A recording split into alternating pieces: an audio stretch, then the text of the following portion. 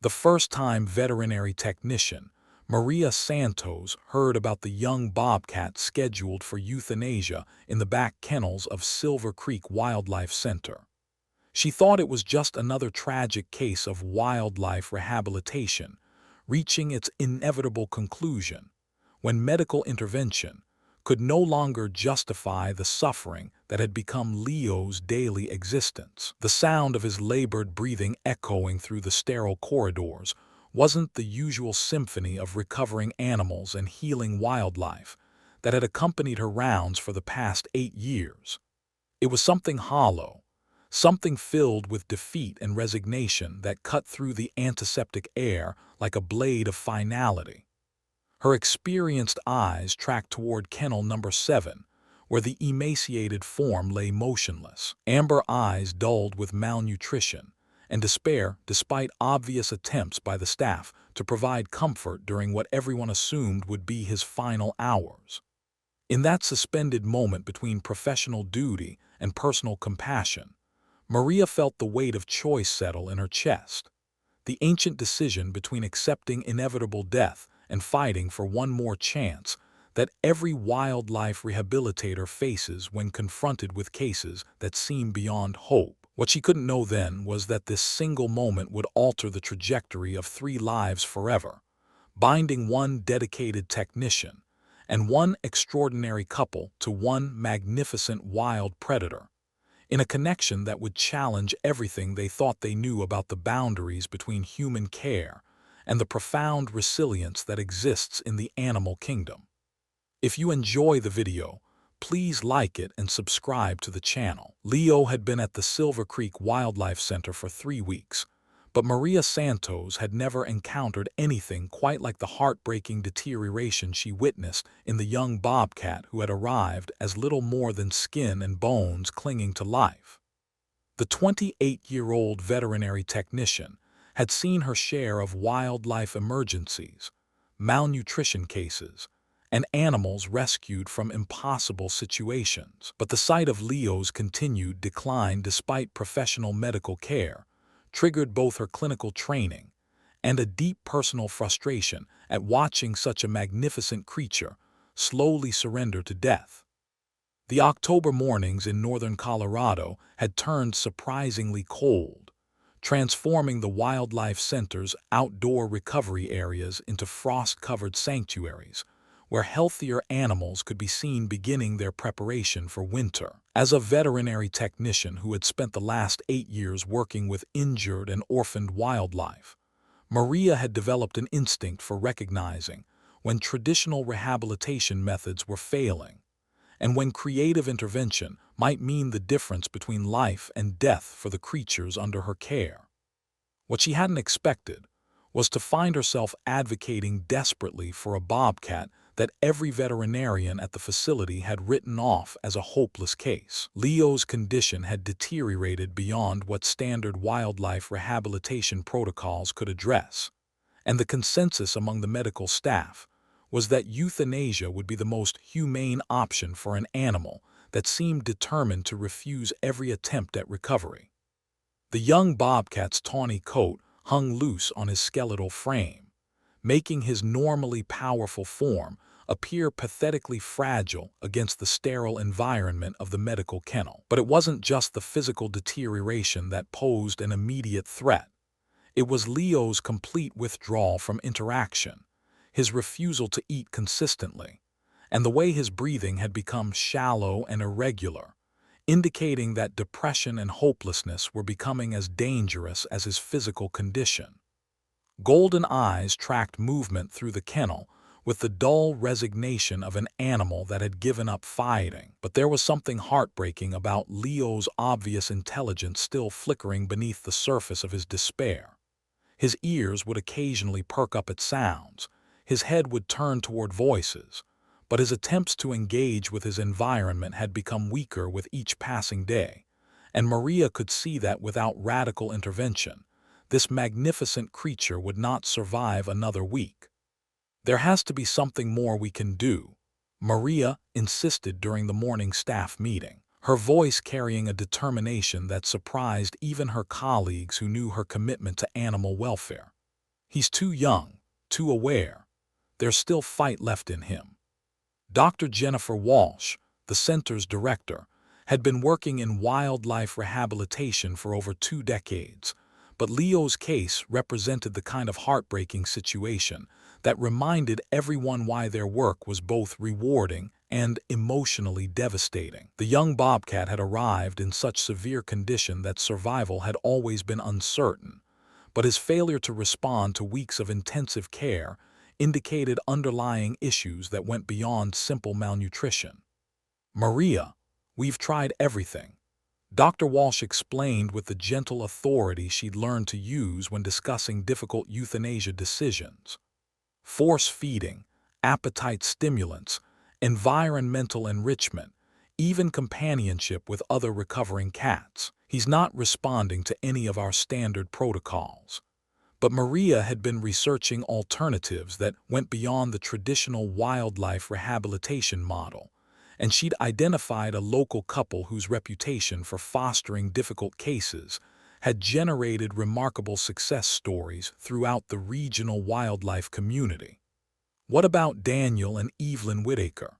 Maria asked, her voice carrying the hope that had sustained her through 8 years of challenging animal rescues. "They've worked miracles with cases everyone else had given up on." Dr. Walsh knew the Whitakers' reputation well. Daniel, a retired veterinarian with 40 years of experience in both domestic and wildlife medicine, had partnered with his wife Evelyn, a former veterinary nurse, to create an in-home rehabilitation program that specialized in animals who couldn't recover in traditional institutional settings. "They're already fostering 3 other cases," Dr. Walsh replied, though Maria could hear consideration creeping into her voice. "And Leo would require intensive one-on-one care that might not be sustainable given their current commitments." But Maria's research had revealed something that changed the entire discussion. The Whitakers had specifically requested notification about any young bobcats who might benefit from their unique rehabilitation approach, having successfully fostered 2 previous cases that had been scheduled for euthanasia at other facilities. "I think we should call them," Maria said with the quiet persistence that had made her effective in 8 years of animal advocacy. "Leo deserves every possible chance."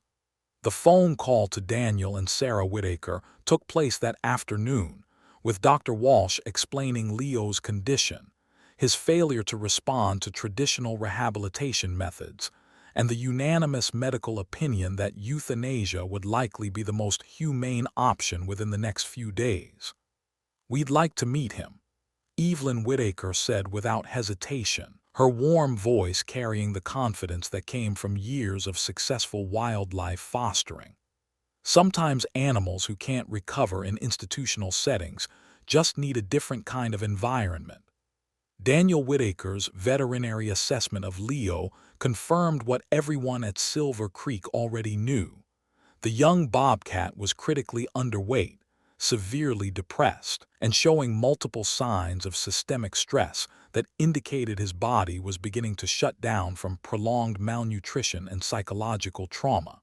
"He's been fighting for survival so long that he's forgotten how to live," Daniel explained to Evelyn as they observed Leo in his kennel. "What he needs isn't just medical care. He needs to remember that the world can be safe and nurturing." But Daniel had encountered similar cases throughout his 4-decade career, and his experience had taught him that some animals required the kind of individualized attention that could only be provided in a home environment, where every aspect of care could be tailored to the specific psychological and physical needs of a particular patient. "We'll take him," Evelyn said, her decision carrying the certainty that had guided them through dozens of successful wildlife rehabilitations. "He needs a chance to heal in an environment where he can learn to trust again." The transport from Silver Creek Wildlife Center to the Whitakers' mountain home was conducted with the careful preparation that marked all of their wildlife fostering activities. Leo was sedated for the journey to minimize stress, and the Whitakers had prepared a specialized recovery room in their heated sunroom that would provide security, comfort, and the controlled environment necessary for intensive rehabilitation.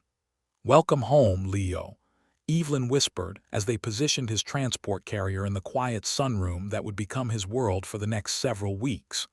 "You're safe now." The first 2 weeks at the Whitakers' home unfolded exactly as Daniel's experience had predicted they would.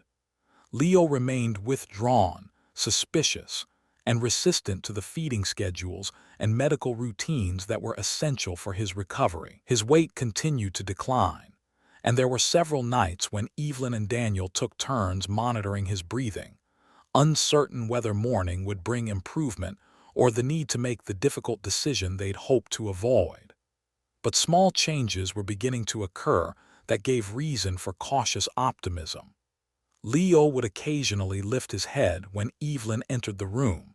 His ears would track Daniel's movements during medical examinations, and his amber eyes began showing flickers of the awareness that indicated his intelligence was still intact beneath his physical deterioration. "He's listening," Evelyn observed during one of their evening discussions about Leo's progress. "He's still deciding whether we can be trusted, but he's paying attention to everything we do." Daniel's approach to Leo's care combined his veterinary expertise with the patient, individualized attention that institutional settings couldn't provide. Instead of forcing interactions, he allowed Leo to set the pace of their relationship, offering food and medical care while speaking in the gentle, consistent tones that help traumatized animals learn to associate human presence with safety rather than stress. The breakthrough came during the 3rd week, when Leo finally began accepting small amounts of food directly from Evelyn's hand. It was a tentative beginning, but it represented the first voluntary interaction Leo had initiated since his arrival, and both Evelyn and Daniel recognized it as the turning point they'd been hoping for. "Good boy, Leo," Evelyn murmured as the young bobcat carefully took pieces of rabbit from her fingers. "You're remembering how to trust." What followed was the most rewarding period of wildlife rehabilitation either Evelyn or Daniel had experienced in their years of fostering. Leo's appetite returned gradually but consistently, his weight began stabilizing, and his interactions with his human caregivers evolved from suspicious tolerance to cautious acceptance to something that surprised everyone involved. Leo began purring when Evelyn scratched behind his ears. He would rub against her legs when she entered his recovery room. Most remarkably, he seemed to seek out physical contact with Daniel during medical examinations, behavior that indicated not just comfort but genuine affection for the humans who had saved his life. "This is unprecedented," Daniel admitted to Dr. Walsh during one of their weekly progress reports. "I've never seen a wild bobcat develop this level of attachment to human caregivers. He's acting more like a domestic cat than a wild predator." Dr. Walsh's response confirmed what Daniel and Sarah had already begun to suspect. Leo's psychological trauma and the intensive human care that had saved his life had created a level of human bonding that would make successful release to the wild extremely difficult, if not impossible. Some animals who survive near-death experiences with intensive human intervention develop attachment behaviors that override their natural instincts. Dr. Walsh explained, "It's not common, but when it happens, we have to consider whether the animal's best interests are served by forced release or by permanent human care." The decision to keep Leo permanently was not made lightly. Daniel and Evelyn consulted with wildlife behavior experts, obtained the necessary permits for permanent wildlife possession, and redesigned their sunroom to create a lifelong habitat that would provide Leo with space, enrichment, and the security he needed, while acknowledging that he would never successfully adapt to wild living. "You're home forever now, Leo," Evelyn said as they completed the sunroom modifications that would accommodate their permanent wildlife family member. "No more uncertainty, no more fear. Leo's integration with the Whitakers' domestic animals presented challenges that required careful management and gradual introductions. Jasper, their elderly golden retriever, accepted the new family member with the calm indifference that marked his gentle temperament. But Millie, their energetic Shetland sheepdog, reacted to Leo's presence with excited barking and nervous behavior that stressed everyone in the household. "We need to help Millie understand that Leo is family now," Daniel explained as they worked on introduction protocols designed to reduce Millie's anxiety and allow both animals to coexist peacefully. Her herding instincts are making her want to control his movements, but that's exactly the kind of pressure Leo can't handle. The solution came from Leo himself, whose calm demeanor and patient tolerance of Millie's excited behavior gradually taught the anxious dog that the Bobcat posed no threat to household routines or family dynamics.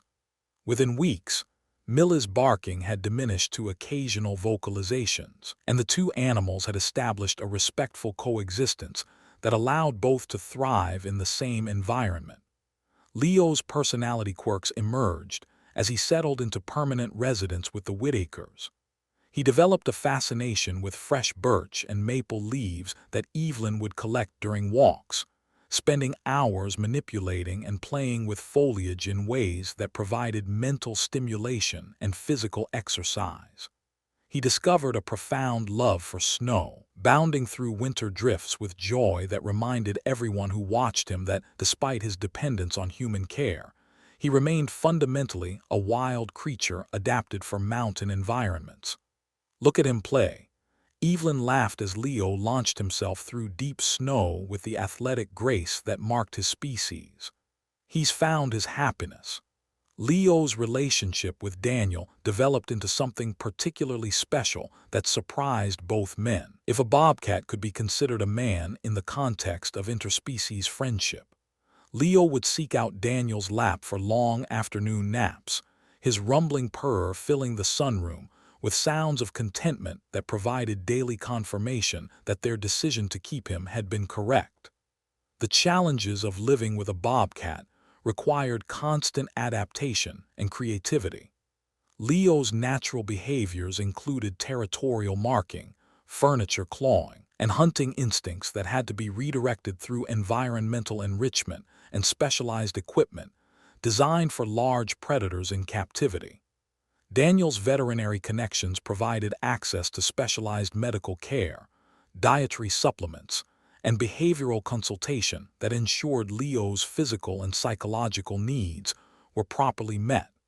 "He's not a pet," Daniel reminded visitors who were amazed by Leo's affectionate behavior toward family members. "He's a wild animal who trusts us, and that trust creates responsibilities we take very seriously." The validation of their decision came during an unexpected visit from Dr. Helen Foster, the veterinarian who had initially recommended Leo for euthanasia at Silver Creek Wildlife Center. Dr. Foster had requested the visit to document Leo's progress for research into alternative rehabilitation methods for animals who failed to respond to traditional protocols. "I can't believe this is the same animal," Dr. Foster admitted as she watched Leo playfully interacting with Millie in the sunroom. "His transformation is beyond anything I've seen in 25 years of wildlife medicine." Leo's story became part of educational programs throughout the regional wildlife community, illustrating the potential for alternative rehabilitation approaches, while acknowledging that his case represented an exceptional outcome rather than a standard protocol. His success had inspired the development of foster-based rehabilitation programs for animals whose psychological trauma required intervention that went beyond traditional medical care. "Not every animal can be saved through conventional rehabilitation," Evelyn explained to wildlife students who visited to observe Leo's care routine. But Leo's story reminds us that individual animals sometimes need individual solutions, and that occasionally those solutions can create outcomes nobody expected.